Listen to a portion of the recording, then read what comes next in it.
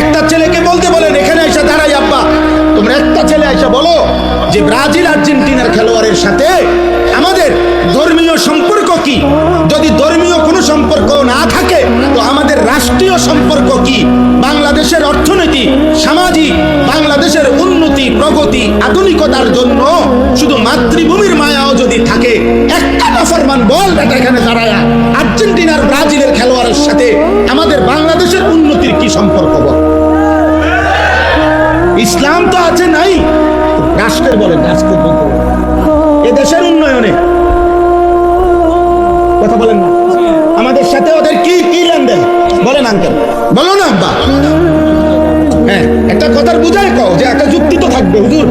এই ফুটবল বিশ্বকাপে যদি আমরা ব্রাজিল এবং আর্জেন্টিনার পক্ষে ব্যাপক লাফাইতে পারি, বিনিময়ে ওই দেশের লোকেরা যদি আমাদের প্রতি সন্তুষ্ট হয়, তাহলে আমাদের দেশের রেমিটেন্স বেড়ে যাবে, আমাদের দেশের তেল বেড়ে যাবে, আমাদের দেশের উন্নতি বেড়ে যাবে। একটা কিছু তো হবে, সেটা কি বলো না আব্বা, বলো।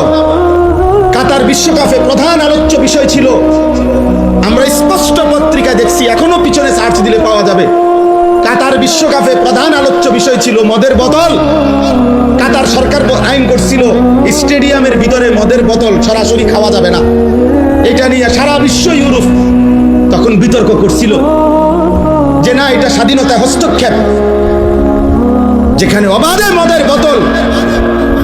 ব্রাজিল বিশ্বকাপের সময় সরকারি ওরা হিসাব দিছিল ওই দেশে যে যে পরিমাণ আয় হবে, রাষ্ট্রের আয়, এই আয়ের যে খাতগুলো দিছিল আমি নিজ চোখে দেখছি, সেই খাতের একটি খাত হলো যে পরিমাণ হোটেলে নারী ভাড়া দেওয়া হবে।